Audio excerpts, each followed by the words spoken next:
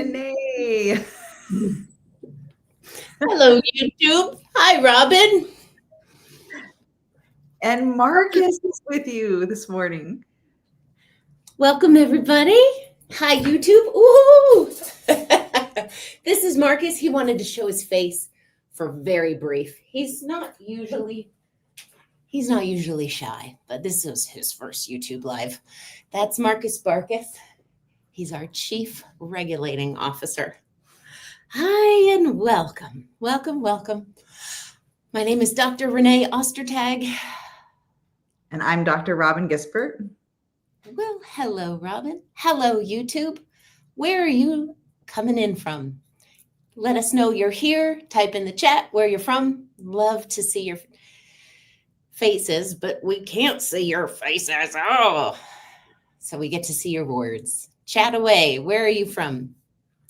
My name, again, is Renee, and we are here as two licensed doctors of physical therapy, and our commitment is to bring as much clarity as possible to the sometimes confusing and scary space between mind and body. I've been in the profession for 25 years, and I spent a lot of time frustrated because bodies didn't follow logical rules. I wanted them to do what the textbook said and behave how I wanted them to behave. So I had to let go of that frustration, get curious, and explore and learn. And I love to do that, and I love to do it with you. And that's why I'm here today. Welcome, everybody. Brian, Michelle, Ellen. It is so great to see you all from King of Prussia, Pennsylvania, Castle Pines, Colorado, Denver. Who else is here? I see a number of people here, and that's very exciting to me. Brent, quoting Fred Rogers, it is a beautiful day in the neighborhood. Yeah. What am I missing, Robin? Well, like you said, Renee, we're both doctors of physical therapy. We're licensed here in the Mile High City in the state of Colorado. All our content is not intended to be medical advice. This is what we call edutainment. What's edutainment, you ask? If education and entertainment had a love child, that's edutainment. So we're here to share some things that we think and hope will be helpful for you, and we hope to have a lot of fun along the way. Yeah, that's the one thing. The more I can shorten the distance between tears and laughter, the less room there is for trauma to grow. So laughing in this space, authentic playfulness, not toxic positivity, but true joy, it makes the whole journey better. Paisley, it is great to see you this morning. Who else is here? Good to see you all. Oh, so this conversation, because it has a lot of unknowns in it, can sometimes be dysregulating for a nervous system, my nervous system, your nervous system. One of the ways we can enter into a space of unknown is to regulate first. So we like to start with a 3-word check-in. When you become aware of your present moment experience and you label it, you bring whatever's going on into greater regulation. When you label the bad, you make it less bad. When you label the good, you make it more good. Gooder. It's a paradox, and it's the way the brain works.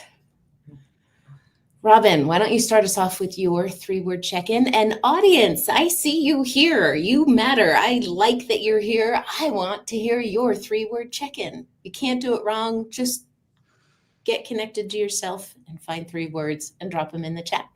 What you got for us, Robin? And for those of you that are new, a 3-word check-in. It's just a moment in time. You drop down inside yourself, check in with your internal state of affairs. And then you come back up with 3 words to describe this moment in time, knowing that things change, and that's okay. The words might be about your physical state of affairs or an emotional state of affairs, or made up words are fair, and all is fair. While you're finding yours, let me see. Calm, fresh, happy. Marcus's 3 words are participating, curious, and enthusiastic. Oh, we got to hear from our chief regulating officer. Yeah. And my 3 words are, sometimes I like to do a vocal burst, which also counts as a word. My 3 words are fiery,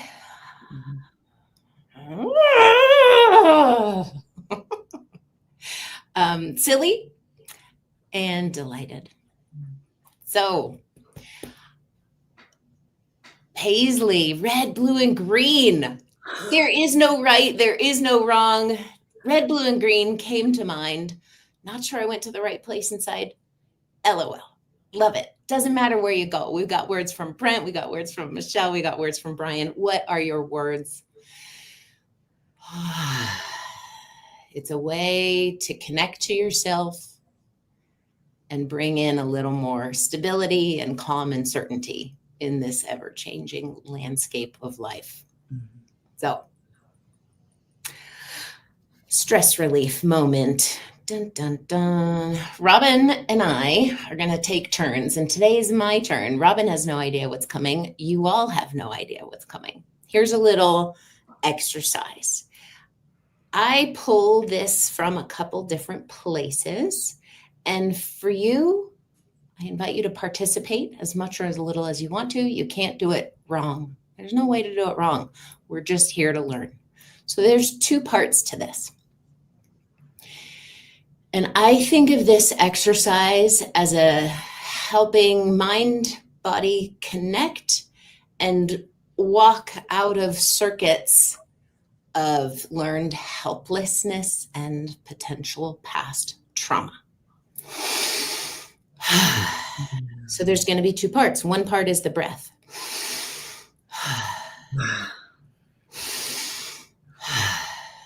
Breathe in through the nose, out through the mouth. And I think of this like a rowboat, like you're cycling along a river. Okay, so that's the first part. The second part is to coordinate it with body movement. So the second part is actually an exercise that I pull from my McKenzie training as a physical therapist. And this exercise is called Slouch Overcorrect. So if you can see, here's my bottom. I'm sitting on a chair and I slouch. And then I come up. So I'm rounding my lower back.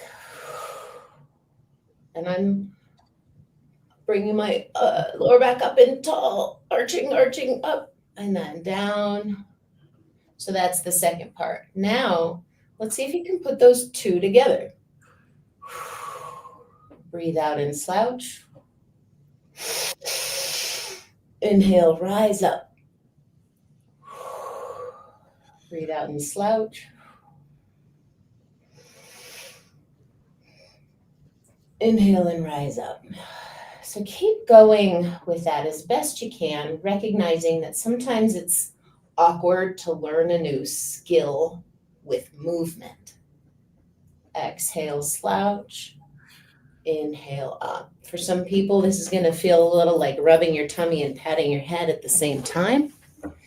What I love about this is that we often slouch, and there's nothing wrong with slouching. You're not a lazy person. You're not bad or wrong. There's no character defect in slouching.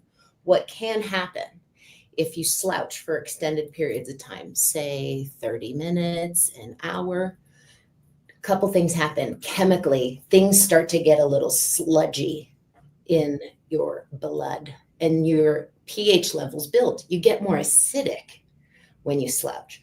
That creates your lumbar stabilizing muscles to turn off. So now you don't have as much stability. That's what happens briefly in your body. What happens in your mind is you start to promote circuits of learned helplessness. The brain's like, oh, we're not moving. We're stuck. We must be powerless. We must be helpless. We must be lacking agency. And this has been proven in science. And this is such a cool way to just break that cycle. It's like a record. You know those old school records, you lift the track and change the song? And when you connect breath with it, I love this one. It's a very advanced skill. Don't mistake its simplicity. It can be for like ineffective. It's simple, but it's powerful. Inhale up, exhale down, right? When we're stuck in ruts, patterns, we tend to move and breathe in a very rigid way. And this helps you get back to more fluid, more natural, more regulated states in mind and body. So hopefully that's something useful for you. I use it often when I'm in session with somebody and they're sharing something stressful that's uncomfortable, and the human in me is like, oh, I don't like this. And so instead of locking into the helplessness circuits, I do little mini, and you can't even tell I'm doing it. Or maybe you can, and it's actually communicating safety. You're not stuck, I'm not stuck, we're okay.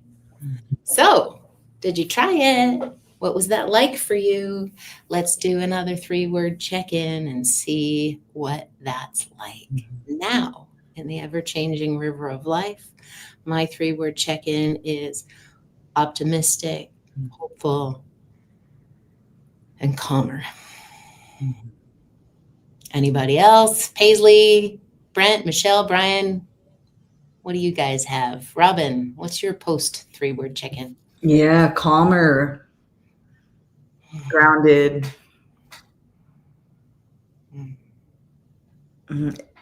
expanded. I notice with this type of exercise, it's like time slows down a little bit for me. Sometimes my mind's going fast and it feels like time, oh, there's no time, or I'm running out of time. And when I notice, oh, I just feel a spaciousness in my body, but also in this more mental space of time. There's comments coming in and I'm struck. Like, you can change your experience of time. Yeah. That's a profound statement. Our physiology, the state of our physiology, sends signals to the brain, and then the brain perceives the world. 99% of this is unconscious, not a character flaw. So when you have a physiological state of stress and dysregulation, it actually changes your perception of time. When you are in a mode of fight or flight, there's never enough time. When you are in a mode of freeze, God, is this ever gonna end?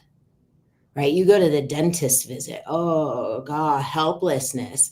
It takes so long. Your freeze state drives the story that you make, the meaning and perception of time. Time is just time. When you're more regulated, you experience time, like Robin was describing, expansive. And that's so exciting to me. You can change your state, which means you can change your experience of time. Oh my goodness. You thoughts on that? Bring them in. Brent is saying this is body intelligence happening. And absolutely, you're growing your own intelligence and listening to your body. Ellen loves the new tool. We got some 3-word check-ins: calmer, grounded, looser, dizzy, hungry, okay, calms my tremors. All of you is welcome here. Wow. Great. So that's what I love to do, is empower both me and you. You get to choose how much or little you want to do. Invitation for you to try that exercise and change your perception of time. So exciting. Robin, take it away. That sense of agency, something, that the choice to do something small but powerful. And it's a sense of agency. I love that. Yeah, agency and learned helplessness, they're probably on some kind of teeter-totter. And the more we choose agency, the less helpless we feel. It reminds me that we had a fun situation for me this weekend with a young 10-year-old of the family who was having trouble with headaches. Like, oh, my head hurts, my head hurts. And no one wants to see a child suffer with headaches. Because of the training as a physical therapist, there are these patterns of headaches and why people have headaches. And you can't always tell by what someone's saying why they have a headache, but often we can as a physical therapist. And this child who's just really active, she likes to climb poles and climb ropes and turn cartwheels and just go, go, go. She's very strong and athletic. It sounded to me like it was really what we call a tension headache. So those headaches that we all can get where the neck is tight or the back of the shoulders muscles are tight. And we had we needed to wait for about 15 minutes for the rest of the family to join us. And the poor thing's just, oh, my headache, my headache, my headache. And I thought, what could we do about this? And we started with breath, Renee. I said, let's just breathe.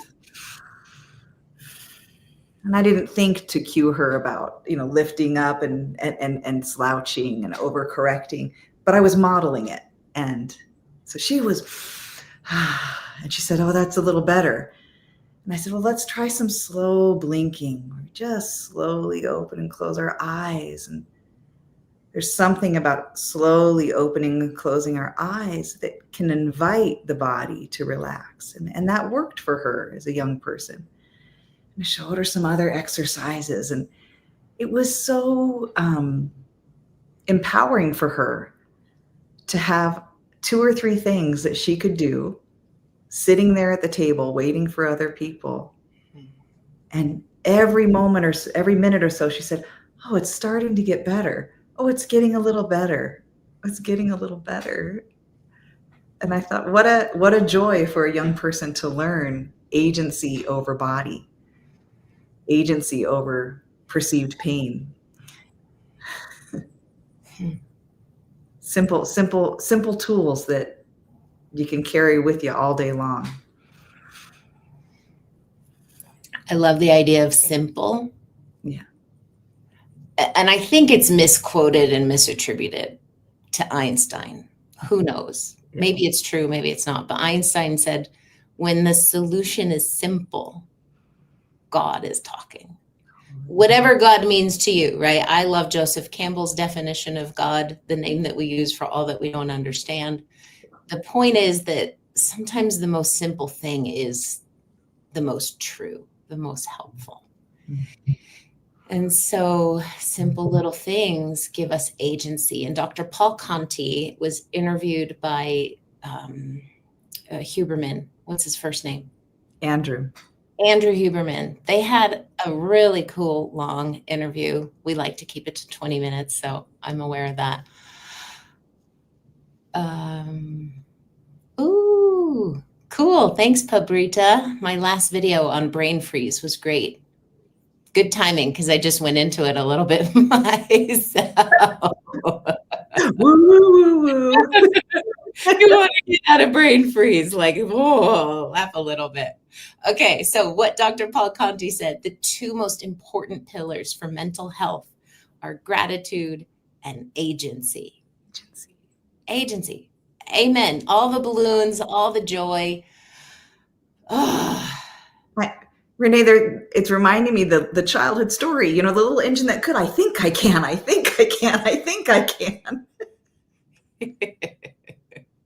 Yeah. That's the thing that is true. And it might not feel like this way more often than you want. Agency is always available. There is always something you can do. You may not be able to control the external environment, the people, the circumstances, but there's always something you can do.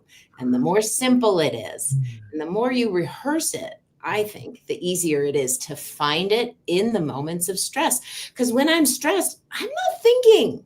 I got to be able to use something that's quick and easy and practical, and I've done it a lot, to start to settle me down, and then I can think more clearly. Any thoughts from any of you out there in the land of YouTube? Paisley, you and me, we both love a little Huberman. He is awesome indeed. A 10-year-old learning agency is beautiful. You're setting up fireworks. Oh, so great. So great. Any questions, thoughts, concerns, desires to talk about a topic, put them in the chat if you're here now, live, if you're watching the replay. We want this to be collaborative and interactive. So I know you're watching later or now. You are watching because you're here and you're hearing me. Put it in the comments so we can engage with you. And it's 9:20, so. Oh. Brent likes to see Marcus grow in his agency. He is growing. He's very much enjoying his spot on the floor. He got to choose where to lay down. Nice. Wrapping up our time together. Oh man, it's parting a sweet sorrow. And you know, you don't have to go home, but you can't stay here because we're not going to be here. But wherever you go, be sure to tell a friend to tell two friends. We love to expand this community, share tools, have some conversation, and regulate together. With fierce, aggressive, no, it's assertive, it's passionate appreciation and joy for you being here. Thank you, thank you, thank you. We will be back next week, and we'll look forward to seeing you then. Take care.